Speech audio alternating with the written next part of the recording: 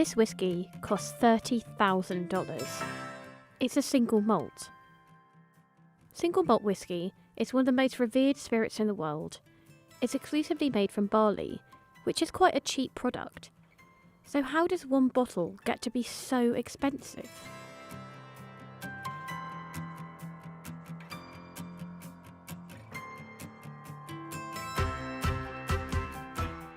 Over the past 50 years, single malts have become increasingly popular.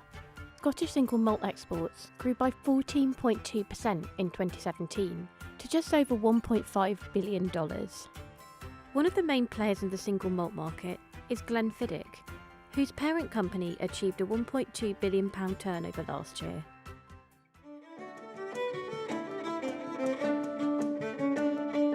Selling 1.2 million 9-litre cases of Glenfiddich around the world. We have 180 markets around the world that we generally service. In 1963 we started to commercially sell single malt, but also to promote it actively outside of Scotland. We gave the single malt category the biggest push it's ever had in its life. We were fortunate enough to try a 12-year-old bottle worth $36 and a 50-year-old vintage worth $30,000. Nice, sweet, soft. The 12-year-old whisky was certainly sweet and pleasant to drink, but I was expecting the more expensive bottle to taste out of this world to justify its price. Oh wow. Really distinct. You can taste much more European oak in this one. The distinction between the flavours, like it's a lot smoother and a lot oakier. There seems to be truth that the longer the alcohol is in there, the smoother it tastes, so the more deserving of the expensive price. But that can't be the only thing that justifies one bottle being close to $29,000 more than another.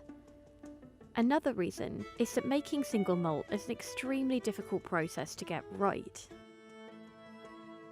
Barley is ground down and added to spring water. Heated to 64 degrees Celsius, it turns to sugar, dissolving into a fine sweet tangy liquid called wort. The wort is drained, cooled and passed into wash bags.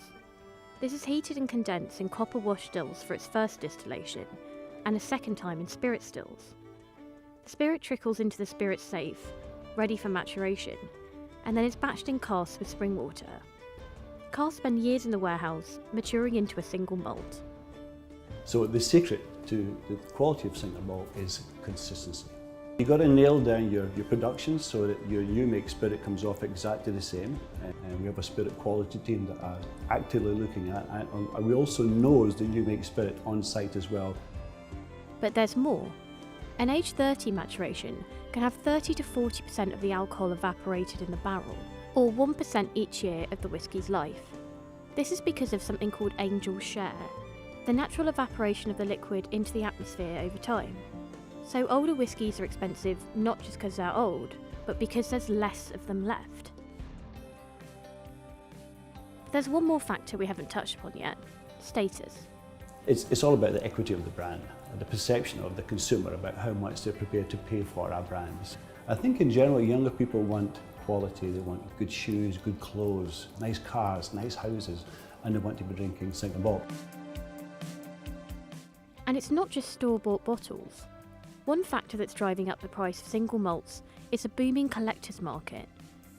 A bottle of the Macallan 1926 60-year-old recently sold for $1.5 million in auction, marking the largest single sale ever for a bottle. Christie's International Director of Wine, Tim Tiptree, oversaw the sale. It was one of 40 bottles produced from a single cask that was distilled in 1926 and then bottled in 1986, was a hand-painted bottle. So I think it does add a little to the desirability, but it's the intrinsic quality of the whisky inside the bottle that is driving the demand. But Scotch has some serious competitors. Alongside China, India, Taiwan, Ireland, Japan is one of the world's major producers of unblended whiskies.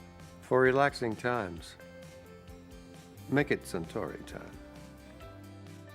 You might have heard of Suntory time. Suntory owned the Yamazaki distillery in Osaka Prefecture. The rarity of their produce drove prices sky high. And the Japanese have come to the fore. About 4 or 5 years ago, one of their whiskies, a Yamazaki, was made best whiskey in the world. And that created a lot of noise around the Yamazaki single malt. But Yamazaki is owned by Suntory, and the bulk of what they produce goes to blends. So they had insufficient whiskey in their warehouses to actually continue on the success of what Yamazaki achieved in that 1 year.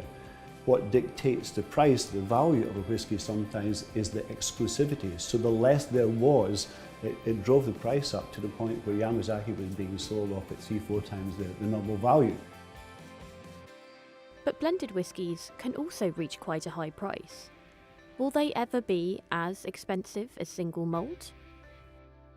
We don't predominantly sell much blended whiskies in our auctions. Single malts are much more rare, they're much more individualistic, so whereas blended whiskies is typically sort of generally more produced in larger volumes and also is more homogeneous in the actual style and taste profile.